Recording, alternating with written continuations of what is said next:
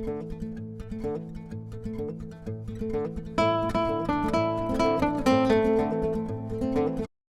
everyone, I hope all of you are doing fine. For all the business analysts out there who are making a transition into data science, one thing that disturbs them a lot is the transition into a programming language like Python. Business analysts are often used to writing SQL statements, but when you have to perform the same operation in Pandas, it is here that it takes a lot of effort in terms of investing time and learning Python and Pandas. Well, not anymore. I recently discovered an amazing package that helps you write SQL statements on your Pandas data frame. So without wasting any further time, let's kickstart the video. Now you might be wondering, why am I showing a Wikipedia page that contains the list of players who have scored more than 10,000 runs in one day international cricket? Well, I wanted to extract data and I also wanted to show you the amazing power of Pandas in terms of reading tables. So I'll quickly go down. I want this particular table into my pandas data frame and I'll kind of show you how it's done in one line of code. Let's go to our Google Colab session now. Let me start an instance of Google Colab.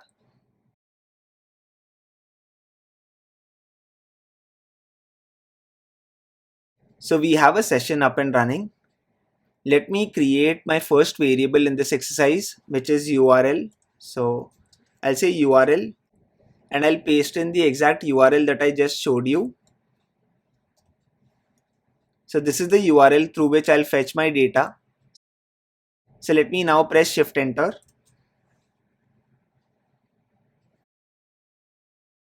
I'll start the activity by importing our necessary modules such as NumPy, Pandas and Deepcopy. Now before I jump and show you how you can write SQL queries on your Pandas data frame, so the first thing that I'll show you is how you can read a table from this particular website into a Pandas data frame. For that, the command is very simple. It is called as read_html. Let me show it to you. So I'll create a variable called as tables and I'll say pd.read HTML and I'll pass in the URL.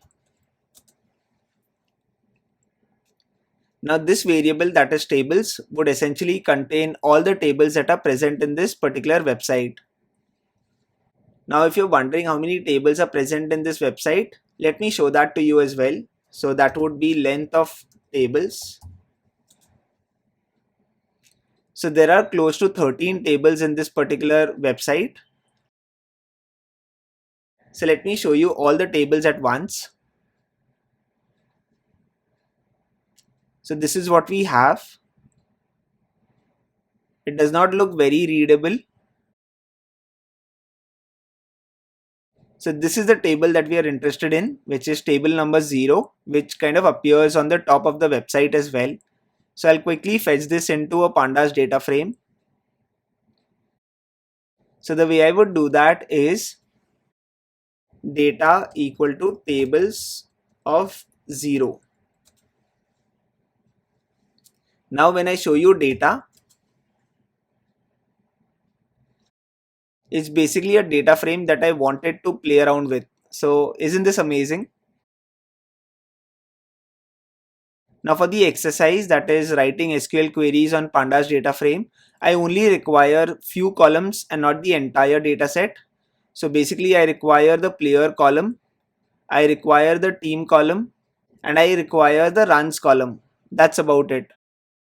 This video is more of an explanatory video wherein I want to introduce a concept. That is why I'm not picking all the columns. I'm sticking to just 3 columns, that is player, team and runs. So I'll create a data frame called as df from this particular variable called as data.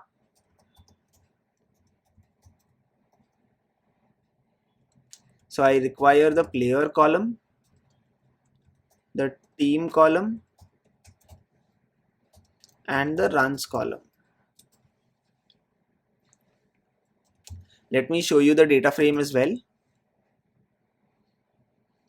So this is what I have right now in my data frame. Now the obvious question is, how do I use SQL on this? Well, it is here that I'll show you magic.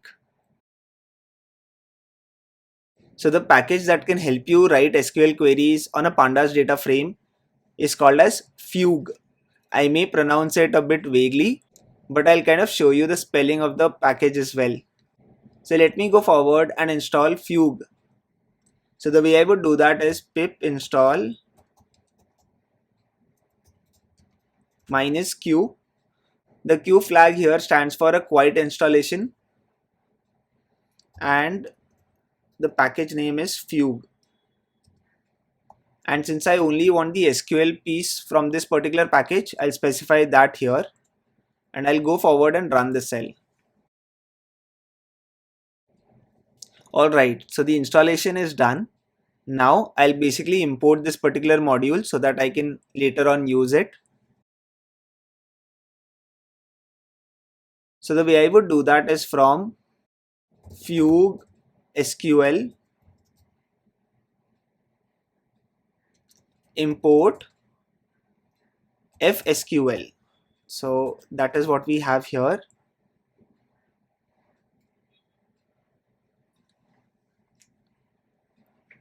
Now whenever you're given access to an SQL database, the first command that you write is select star from. So that is what I'll start the entire activity with. So the first query is query 1, triple quotes. So I'll say select star from.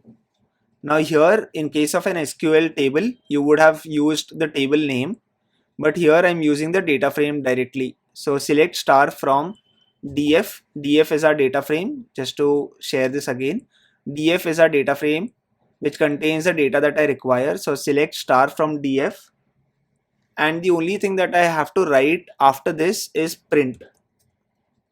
So print comes after the statement is complete. So that is what we have. So I'll quickly run this cell. So I have a variable called as query1 which contains the query. Now the only thing that I have to do is, using FSQL, I have to run this query. So the way I would do that is FSQL, I pass in the query and I call the run function.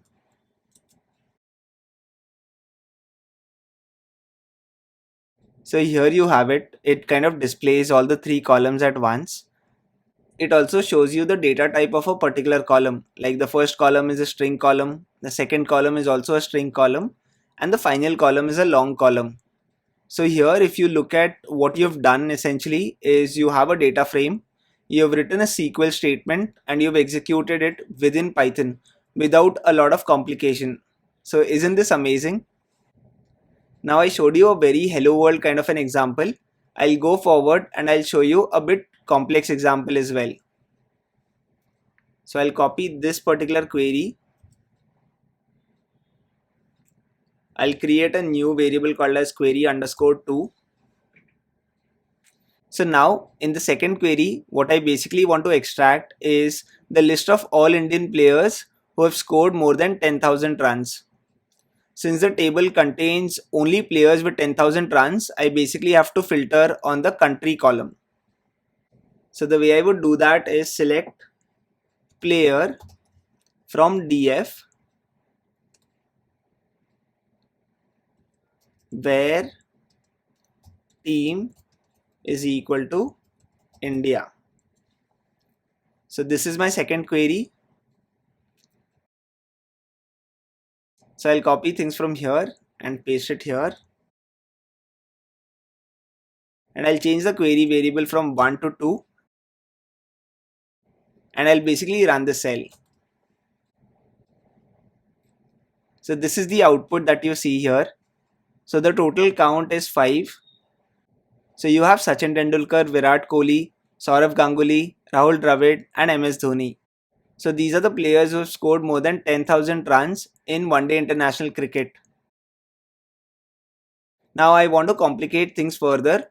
I basically want a value count of every country and how many players does it have in the greater than 10,000 runs mark. So this is something that I want to do. So let me write a query for that.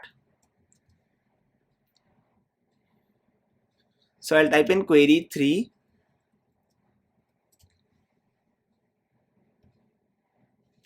I basically want the team and the count of how many players play in it. So count star from DF, and I'll group by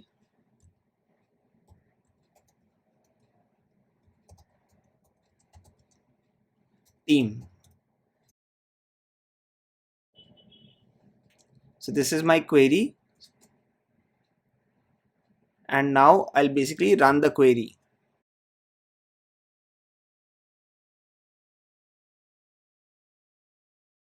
So now I'll press shift enter. So here you have the output.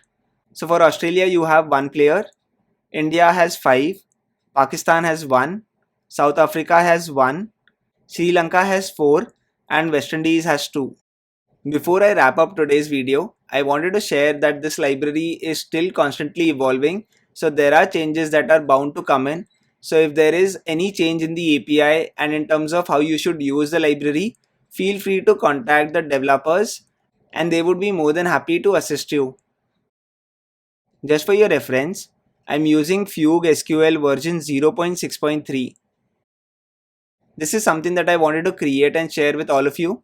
So for people who are very proficient in SQL, they can stick to SQL and use pandas along with SQL. I hope you found this video informative. Thank you so much for watching this video.